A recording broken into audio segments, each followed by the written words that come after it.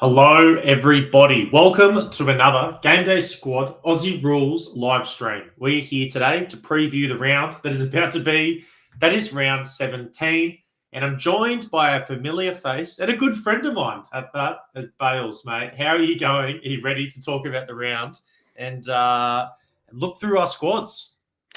Yeah, mate. G'day, everyone. G'day, viewers and everything. Looking forward to another round of footy. And how good is it? We've got 9 games of footy again this week. It feels like we've only had like 5 games, 6 games, 7 games. But no, it's good to have 9 games of footy. Not quite sure about the Friday doubleheader, but more games at the same time means more players scoring fantasy points for our squad. So let's crack into all things round 17.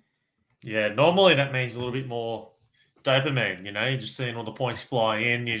Everything's happy unless you're on the other side of it and your players aren't performing. Yeah, more stressful anger. So yeah, exactly right. So what we're going to do in this show, we're going to do it a little differently. Normally we would go through the lineups and have a look at the big ins and outs. We're going to hold off on that one. We will come back and revisit it once they get dropped. Is it 2 minutes? Yeah, 2 minutes till they get dropped. Yeah. Oh, even you know what? I think we just keep this going and then kick it off. I thought it was at 30 at half a pass, but no. If we got 2 minutes, mate, we can get there. Are you excited for the game tonight? How much are we looking into it? In terms of our squad. Got a few players. So I'm just looking here. So I got 1, 2, 3, 4, 5, 6 players from tonight. So in the main squad. So plenty of fantasy action going around. Not too much salary on a few of them tonight, but got a couple of guys that got some salary. So it should be a good one. And then tomorrow night, Carlton Collingwood, probably not a huge amount, but then we get into the Giants West Coast, where we've got obviously a couple of Giants in our squad. So looking forward to that, and hopefully progressing in the Classic Cup again. Obviously, I'm still alive in both the AFL and the NRL Classic Cup. Lovely. So hoping to go through. If anyone out there's NRL fans and have got a Hopawade from the Manly Sea Eagles, I'm looking for 1 or 2 of those. Or if you've got a Harry Hayes, I'm looking for a few of them. So anyone hit me up if you've got any of those bronzes. I'm looking for a few wingers this week. Gosh, the selfish plug in the Aussie Rules show. Goodness, Bales. Oh, mate, fair enough. Mate, we got to try Discord, try this live streams, mate. Try it all. So. Oh, that's funny though, mate. Good stuff. The cup will do that to you. Unfortunately, I'm not through in the rugby league, but in the Aussie Rules, I am. So I'm very excited to hopefully keep that momentum going. Hastings Hornets, if you do end up watching this at some point, mate, the absolute best of luck. It is unfortunate that we had to see each other so soon in this cup, but only one of us will continue after this round. And we'll see who comes out on top. So, yeah, best of luck. You'll get a sneak peek at what I'm going to be doing for the round. So we'll see if you can navigate better than I do and make it through. But for the game tonight, Bales, lots of movement, lots of outs, lots of ins. We were only on your show yesterday talking about the implications, maybe the opportunities that some players are going to get in terms of scoring. Who do you think it benefits the most when you look at all these outs? We've got Parker, Darling, Wardlaw, Fisher, McDonald on the North Melbourne side, and then Davidson, Karmas, and Harms as well for the Doggies. Who do you sort of gravitate towards listening to that? Yeah, I think that the big one for me that's probably taken his stocks have gone up this week is probably Harry Sheezel. Originally, after a bit of a shoulder concern, a few of these midfielders in, I'm thought, okay, well, is this forward role going to stick? But the fact that they got beaten badly was one thing. His shoulder's fine, which shout to Drew Jones, a friend of GameDay Squad, obviously GOAT Fantasy. Love all his work, saying that his shoulder's fine. And then the fact that Wardlaw and Parker are out, there's just some midfield holes. Like Will Phillips comes in, he'll fill a little bit of a hole there, but he's been subbed out in a few games. Like Simpkin will go in for some, but you just got to imagine that Harry Sheezel is going to be in there for some CBAs. So I'm expecting him to see an uptick. He might even be in the first CBA. Like I'm thinking maybe it's an LDU, Sheezel and Powell at the first CBA with no Wardlaw, so and no Parker. So it'd be interesting. You can say that as well, though. So yeah, and I think that this is a bounce-back spot for both Tristan Cherry and Marcus Bontempelli. They're the ones that have struggled over the last month or so.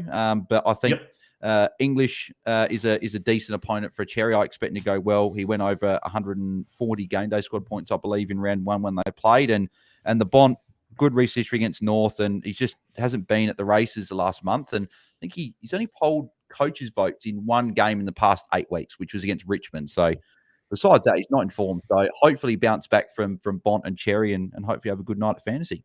Yeah, fair enough, mate. Look, I will say Auntie Booger is here. Welcome, regular. She asked me on the Discord before. I'm a little confused what to do with the rucks, Bales. I've sort of made my decision where I'm going. You'll see it a little later, but I think I'm sort of going against the grain a little bit with my ruck pairing for this round. So I'm interested when we get there. We'll talk about it and answer Auntie Booger's questions of which rucks should you be starting, because we spoke about some of the matchups. Like there's no real matchup that sort of grabs you straight away and goes, yes, that's an absolute in terms of starting. But there's definitely going to be opportunity for players to score big. But let's quickly fly through. The news has dropped, Bales. Let's go through the other games here, and then we can get into what our squads are looking like and some rankings. So Carlton and the Pies, Carroll, Francis, Pitternet, lots of outs though. Wow, for Carlton. They're going to be very Chincotta out, Young, Wilson, Silvani, Sard, Boyd. The big one there, Bales. Chincotta being out. Yeah, that's an interesting one. I honestly missed that one. I'm looking through the teams now. I completely skipped over it. So, Nick Dacos. That's exactly my point. Is I initially and yesterday we sort of both agreed that with the tag being there, it's probably not worth it with a lot of other good matchups. But with him out, is there someone else that's going to be able to tag, or does that just open the door wide open for Nick Dacos to go crazy for one of the first games on the Friday? You'd think that George Hewitt's got the job right, but is George Hewitt going to be able to stay with Nick Dacos? I think this week's a bit different because there's so many good options that have got good matchups. So I even think without the tag, I think they've probably got other guys ahead of him, but it certainly opens the door for a possibility. Like you've got guys, you got Dawson, you got Caldwell, you got Anderson, Goulden, Green, Bont. Like there's so many good options this week, Chuck and then along with Nick Dacos and Matty Rowell. Yep, all these got Matty Rowell. Obviously, Rosen, you flagged that on the show last night. There's just so many options that you could go for this week. It sort of makes it Rosie, another one that's been pretty consistent. Josh Dunkley found a bit of form. It's quite tricky to fit him in, even still with a good matchup. But Nick Dacos is Nick Dacos, so we might have to squeeze him in. I definitely think that changes things for me. But yeah, Maynard, Tommy Mitchell, Will Parker in, side bottom out there for the Pies. Let's go to West Coast and the Giants. And mate, you said it. There were rumors of it. We've just had it confirmed. Jesse Hogan out. Now, this was going to be one of my big plays for the round. He kicked 9 goals against West Coast last time they matched up. Lockie Whitfield also out with that concussion. Madden as well. Kieran Briggs comes back in. And then, not too much on the West Coast side there. Let's go to the next one. Dons, Gold Coast. Jordan Ridley comes back in. Goldstein in to deal with Witts. And then Sam Durham as well. But with that being said, Witts is out. I was going to say that, yeah. You're like, he's got to deal with it, but Witts is out. So there you go. That is very interesting then, that matchup. I know there was a Corey, a good fella, loves your show, loves GameDay Squad. He was talking about a Witts pod play. Yeah. No more, unfortunately, Corey. If you're watching this, mate, get him out. Yeah, definitely. Looks like Geelong haven't same lineup. Maybe they haven't got it. Yeah, okay. Yeah, unchanged. No movement there. But then Sam Layla, Sims, and Rioli in. Green, Tommy Lynch with the suspension. Leifu out. Nearly done here. The Lions versus Port. Gardner, Archie in. McLaughlin, Revel out. Lukosius in for Port. Ollie Wines, name you haven't heard too often this season. Yeah. Comes in. Liddy, Logan Evans out for Port. Tell you what, Liddy is very stiff to get drops. I'll tell you right now, Port won last week. He's been pretty good mid-season draftee, and they've dropped him. Yeah. It's quite surprising. But anyway. The Ken effect, eh? Yep. Let's go to Saints and Hawthorn. We've got Bradley Hill in, pretty big in there. And then Sicily and Warple in for Hawthorn. Weddle, though, out. He's been a pretty tidy player for them all year long. And the Sunday games, Tom McCartan in, Joel Amati in, Hamling, Riley Bice, and Peter Laddams in. Not a name I like to read for my Bloods. Aaron Francis, Dane Rampy being out. Alex Pearce comes in for Freo. Jaeger O'Meara, Aish, and Sharp. Nat Fife is injured, unfortunately, for Freo, so that's out. And finishing with your boys, mate. Zach Taylor, Bond, Burgess in, but big movement on the Melbourne side. They've brought Lever back in after giving him the flick for the past round. Van Rooyen comes in, Billings, McDonald, and Jed Adams, and Petty and Howe's out there. So that's our round. Not too many things. I guess the big conversations, the day cost now with Chincotta being out, and then also Wits. If you were going to play that pod, you're going to have to sort of look elsewhere for that because, not going to be starting. Yep. Alrighty, mate. Let's get into some rankings. This is what the squads are made of. Now, what I'm going to be rolling at this week, this is going to be my classic, and then I'm going to show you some of my bench options. But I'm going the gold on Wanganeen Millera just because he's the safest player. If I still did the lock thing, he's a lock, and Maxi Holmes in what's going to be a very tasty matchup against the Tigers. Dane Zorko is just Zorko. I can't just never have a reason to fade him because if you ever do, he's just going to play too well and make you pay. Bailey Dale, Clark, Nick Martin. You spoke and touched on Nick Martin last night. You're thinking he's in for a big one against the Suns, hey? Yeah, it's a good matchup. So I think he has a good one. I guess I'm just tossing up. Do I chuck the salary on Nick Martin this week, or do I end up going for maybe a different player in? So Nick Martin's got the ceiling. Gold Coast, good matchup. So I do like him there. I guess the interesting one there is Jordan Clark. You're the Sydney man. Do you think that James Jordan goes to a Clark and maybe Rowbottom goes to a Sarong, because Jordan Clark's been in some pretty good form and has put up some big scores of late? Yeah, I am a little nervous, but I'm just looking at sort of the role that he's playing. I'm hoping it does make sense for that to happen, but some weeks it's not as effective, sort of that role. Other weeks it's really effective what he's doing.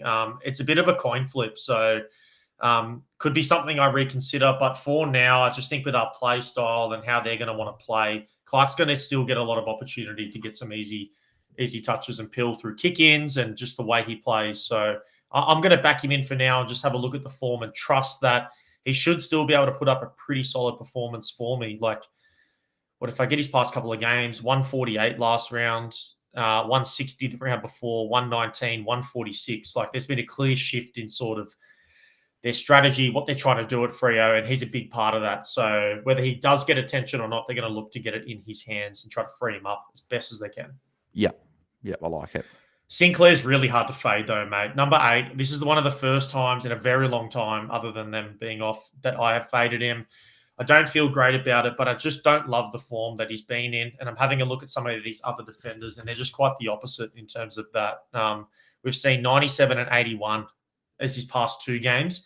The thing that sort of concerns me is every game before that for the past 5 were just amazing. He was on this streak of just playing unbelievable footy in terms of fantasy.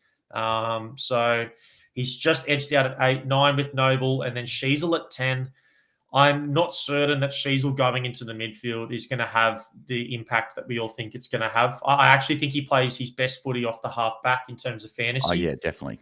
And I am going to steer clear because I think a lot of other coaches will probably beg to differ and say, hey, Sheasel's going to be a lock with CBAs and everything.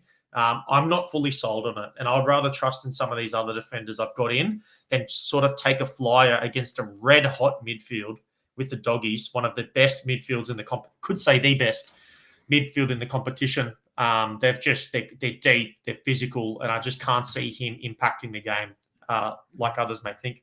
Yeah, so I'm probably the other way. I actually think that, so obviously agreed, half back role for Sheasel's the one which we want, right? But in the 3 games before that, where he was playing that sort of high half forward bit of midfield role, he scored in GameDay Squad 131, 151, and 137. And they come up against a Dogs team where the ball's going to be back in defence. I could just see him pushing up a lot more in the midfield, getting those +6s at half back. Yep. And he's got a ceiling like Sinclair Noble. Sheasel's got a high ceiling. I think he's got a high ceiling Ash, but Ash is obviously, you're playing Ash ahead of Sheasel this week. But yeah, I think Sheasel, I've got him ahead of Jordan Clark this week. So obviously the defense though is tough, right? Like, I even think I played him last week, but his teammate Colby McKirch has also a pretty nice pod that with that halfback role Yes, if you want to play 100%. him. So I do like him, but I've currently got Sheasel in my squad, which obviously we'll be able to get to a little bit after. But Sheasel's made his way in there just with the few of the outs they've got this week. Fair enough. And look, I know you mentioned Ash. Ash is sitting there at number 7, but I wouldn't be shy of getting him in the squad. Lockie Whitfield had 166 fantasy points when they played against West Coast last time, and I think Ash had about 115.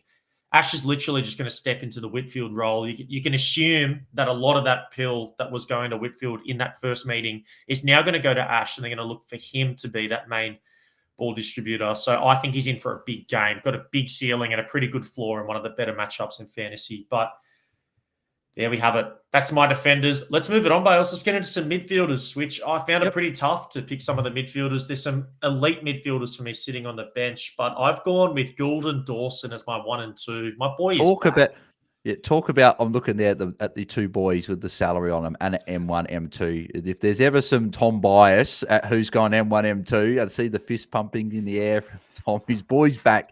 Errol's back. You got it. I think he's one that you'd be pretty hard pressed to leave out. Would you agree?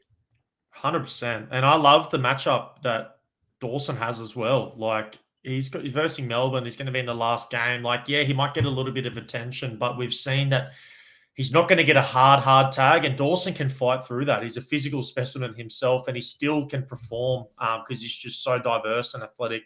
So I'm not too concerned about that at all. I think he's still going to play great, and he's just Jordan Dawson. It's very hard to not get him in the squad. I think after that, there's a lot of tough decisions to be made. I'm going Rosie, Noah, Caldwell, and Tommy Green. You can sort of, Noah and Tommy Green, I think, have the best matchups, and Rosie and Caldwell for me are just real safe, really good defenders. So that's sort of how it went, but I don't feel great about this, mate. But with the Dacos news, I'm actually not sure who would come out if I was to put Nick Dacos into the squad. Yeah, Are you considering it? I'm considering it, but again, like looking at my squad here, right? So the 6 I've got in my squad, which I've got him in pretty much all squads, is Jordan Dawson against Melbourne. You just mentioned him, great matchup. I do think some will go with him, but we've seen that Dawson goes forward, like he's gonna still do his work. Jai Caldwell, you know me, been banging the drum for ages about Jai Caldwell. He's got to be in there. Errol back in form. I think he's got to be in there as well. Tom Green's got the Eagles. I see him on the bench there for you. He's someone I'm really keen on starting. Noah Anderson's got the Bombers, really good matchup. And then I've got Bont, who against North, I expect to bounce back. So it's like Carlton's a difficult matchup, but they've been better over the last few weeks. It's like, where do you put Dacos in? I'll probably chuck Dacos in a squad or two, maybe in the starter comp, but with Contender and Classic, which is like where I'm obviously me and you are top 3, so which is quite nice in Contender, and then Classic with the Classic Cup. It just, I find it hard to fit him in. So yeah, it's an interesting one. For sure. So you're thinking either way, you're just looking at other matchups and they're a little too tasty to be able to work him into the squad, and it's fair enough. Yeah, that's currently where I'm leaning. I just don't know who I'd be bringing out. To exactly right. And the same issue I'm having at the moment. I was telling you all last night that I want to try to get Matt Rowell in my squad, but I just cannot bring myself to bringing any of the players that you see on screen out to get him in. Matty Rowell is in awesome form. And if you're not sold on one of the top 6 that I have there, or maybe it's a little different, I would seriously consider putting Matt Rowell in. And what's a really great matchup they have this week. He's against the Dons. He's been playing awesome footy, safe as, and since signing his contract as well, we haven't seen that dip in performance that sometimes you'll see. He's just ticking along, doing his thing. I've got Bont there at 8. It's just a form thing. I know I feel like it multiple times this year I've said this is the Bont bounce back, and I just haven't quite seen it. I'm not sold that there's a bounce back, and I want to sort of trust in some of these other players who have been delivering on a round-to-round basis rather than taking a flyer on Bont. But the thing is, I'll be watching the game closely, and it could really hurt tonight if he or any of the Dogs midfielders play really well. Yeah, exactly. I've got Bont. I'm just expecting a bounce back. He's been in poor form, and he would know that. I know Dogs are getting it done, but they're going into a finals campaign. You would imagine the Dogs, and they're going to want their best player up and about. So I think he's got to find some form at some point, and I think that tonight could be the start of a of a bit of a run that Bont could If make. he kicks a goal or two early, I think it's trouble for anyone who hasn't got Bontempelli into their squad because he has that ability. This is a really good question, though, Auntie Booger. Ed Richards, Bales, I know it's something that you're big on, is when someone gets tagged and someone has a bad game, you're usually pretty big on the bounce back the week after. We saw that last week with Ed Richards, was really held to. It was a great job that the Swans did, but have you got him in your squad? Are you going this bounce back, or are you going to look at the captain in Bontempelli instead? It's a pod. It's a good pod, but I'm going Bont still. Okay. I know that Ed Richards is a good option, but he doesn't have the same ceiling. He's probably got the higher floor, but which is crazy that we're saying that someone's got a higher floor on Bont when Bont was someone that we just thought was an 85, 90 plus every single week at worst, but more that consistent 115 to 125 in GameDay Squad. But yeah, I just don't think Ed Richards got enough for someone to hurt you if you don't play him. Whereas Bont, you mentioned it there, if he kicks a goal or two early, he could put up a 140, 150 GameDay Squad point performance, and you're kicking yourself you didn't play him. So I'm still Bont for the ceiling, but if you want to go Ed Richards, if you've got multiple squads, like if you aren't doing a 10, you've got 4 squads, maybe chuck Ed Richards in a squad or two if you want a bit of a pod. But I think in your main ones, I'm still Bont ahead of Ed Richards this week. Fair enough. And ST here saying gold Bont for me to the moon. So he agrees. Yeah, and the other thing as well, Will Phillips will probably come in and do a job on someone. He would match up much better on Ed Richards than Bont. So that's the other flag that Phillips maybe goes to an Ed Richards tonight. Alrighty, mate. Auntie Booger asked about the rucks before. Silver Pigeon came in, said, "Hey, lads, stuck with rucks this round. We'll need your rankings to help me out." But here we are. My rankings. This is how I'm doing it, Bales. I would love to get your input after because I know I'm taking a big swing here, and I'm taking a big swing with Brodie Grundy. Arguably the most informed player in all of GameDay Squad. If you just have a look at some of his past games, he's almost becoming matchup proof. I think this round in particular, people might shy away from playing him against Freo. Freo does have Darcy. Luke Jackson's playing some of his best footy, and the past couple of rounds have been pretty rough for any rucks that have matched up against the Freo Dockers. But I think Brodie Grundy's going to be a little too good, and with the form he's in, that it shouldn't matter. Let me just read out his past couple of scores, and you'll just see why I've got a gold on him. But let's go with 157, 136, 156, 141, 147. This is all in back-to-back games. That's pretty absurd. Were you talking about Brodie Grundy, or were you talking about prime Dane Swan or something there? Because that sounds like Dane Swan. It is ridiculous how good he's playing. He is the ruck pick, right? He averaged well over 120 fantasy points back-to-back years, and that probably would have been 130 points in back-to-back years for GameDay Squad as a ruckman. And he's doing exactly that at the moment. I guess my question is that Peter Laddam's coming in probably takes that maybe a slight bit of that ceiling away. Not a lot, because I still think Grundy's the clear number one. But with Cherry up against Tim English tonight, I've probably got Marshall and Cherry this week just ahead of Grundy, just because Grundy's up against the Freo rucks. Is that you still probably going towards Grundy, though? Or do you think that Laddam's in and Cherry against English is maybe, does that throw a bit of a spanner? What do you think? Yeah, look, it definitely will impact Grundy to a certain degree, but I can't imagine that the Swans are going to want to roll with bulk minutes with Laddams in the middle, playing that ruck role. Like that's what he's going to be brought into the team to do. Don't get me wrong. So yes, there's going to be times where Brodie Grundy comes out, but it could almost serve as a positive where, they know Freo's going to be rolling 2 rucks through. So I think they're going to try to keep Brodie Grundy more energized and engaged for the entire game, rather than having him slog it out as that solo ruck, because, he's going to have a big battle on his hands. He's got 2 real different types of rucks that'll be in front of him. He's got Sean Darcy, a more physical, big-bodied ruck, and then he's got the unicorn in Jackson that'll roll through as well. So I think to sort of counteract having to deal with Jackson, Laddams will give Grundy a bit of rest in the legs so he can keep up throughout the game. Yeah. But I don't see it impacting as much because I'm hoping it's more impactful minutes rather than it being anything else. Yeah. Yeah, that's a tricky one. I think there's 3 rucks you're probably deciding between this week, and whichever way you go, hopefully it works out. Rowan Marshall, though, is my ruck number 2. And you spoke about him last night. You love what he's doing. He's going up against the Hawks, and his past couple of games, he just seems to be back in form. 147, 126, 142. And in all of those games, he had 15-plus kicks. Bales, I don't know if you remember it off the top of your head, but you were talking last night about the numbers that he had the last time that he versed the Hawks.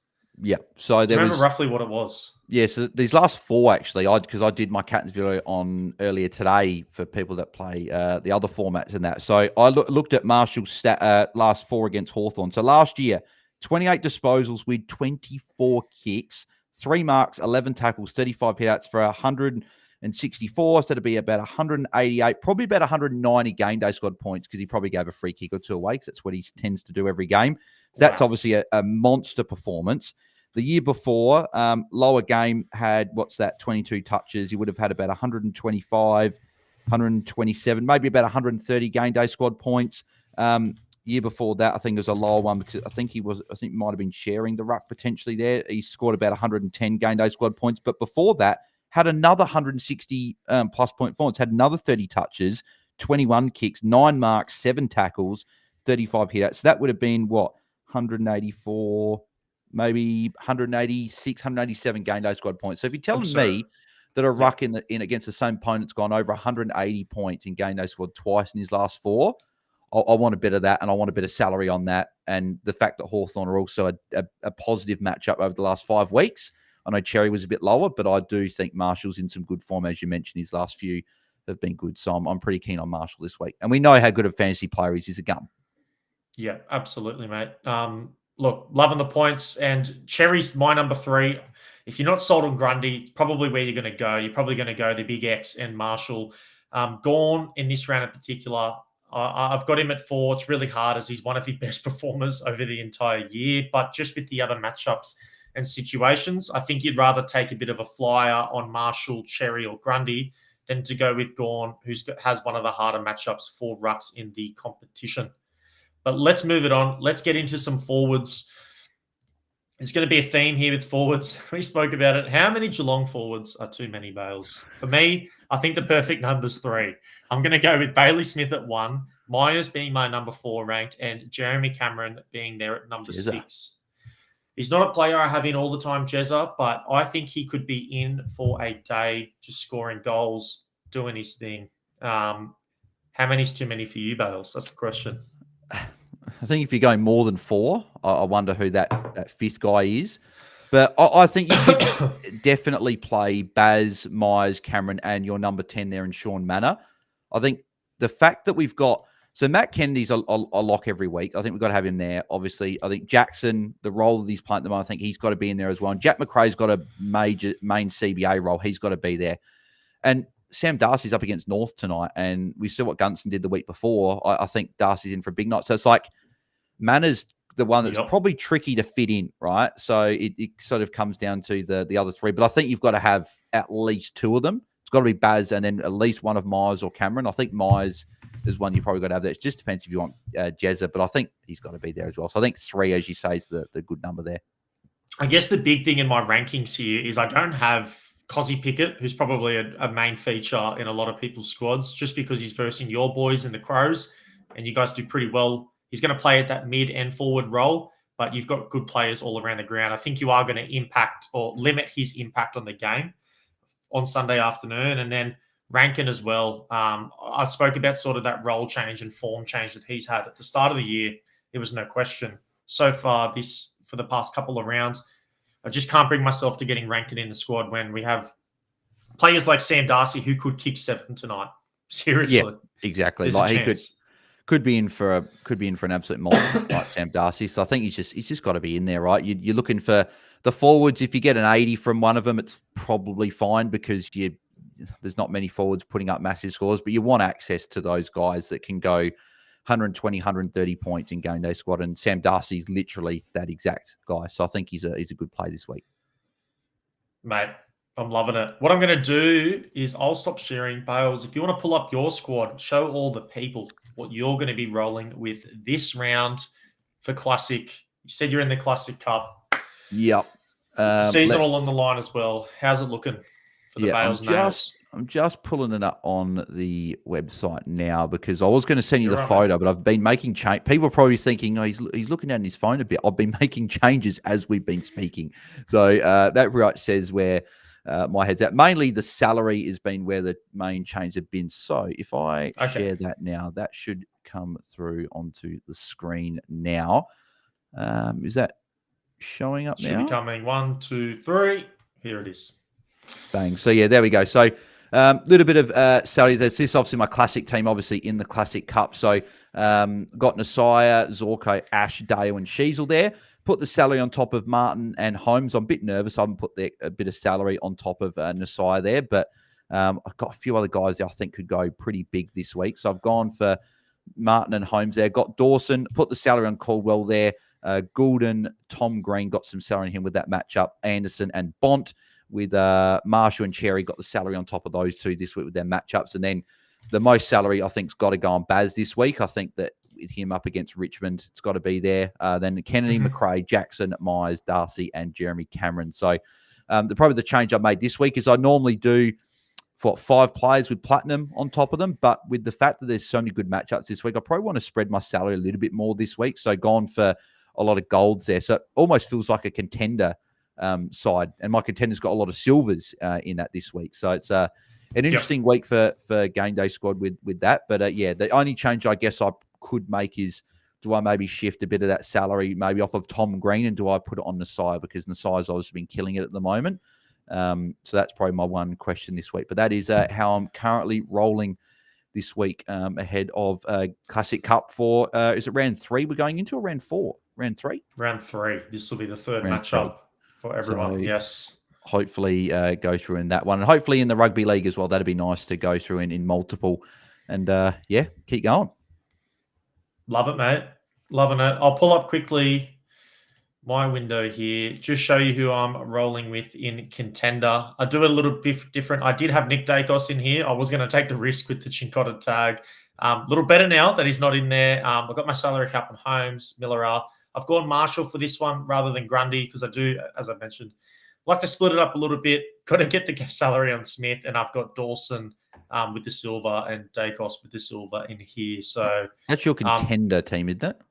Correct. And yes, the Classic is what you saw throughout my ranking. So this is how I'm rolling for Classic, but you sort of have seen this develop as the show has gone on. Yeah, exactly. But there we have it. Can't wait for this round. It's good to have a lot of our premium defenders back, Bales. Last week was a little, had to play around a little bit, dig a little deeper than we normally would have to for the defense. But yes, the likes of Martin, Zorko, Ash, Whitfield, if he was playing, but unfortunately he's not. Holmes, they're all back. Yeah, it was good. So we can fill those out, and they've got some good matchups as well. So yeah, looking forward to hopefully some big scores from a few of those guys. Yes, that is it. Well, the best of luck to everyone. Anyone who's in the Classic Cup, make sure you're getting your squads ready. It's going to be good. Hopefully you can make it through. I know Bales is hoping. I'm definitely hoping. But I've got a very good opponent this round. So if you work here live, thanks so much for tuning in. We'd always appreciate the support you show, coming in, commenting. Yeah, we do love all of that. But Bales, before we wrap it up and let everyone go, where can everyone find you on all the amazing stuff that you're doing? Yeah, so you can find me at Bales DT on X, and you can find us at AFL Fantasy Fans on X and Fantasy Fanatics YouTube channel as well. So always love coming on and chatting some GameDay Squad ahead of my watch long that I normally do on the Thursday night.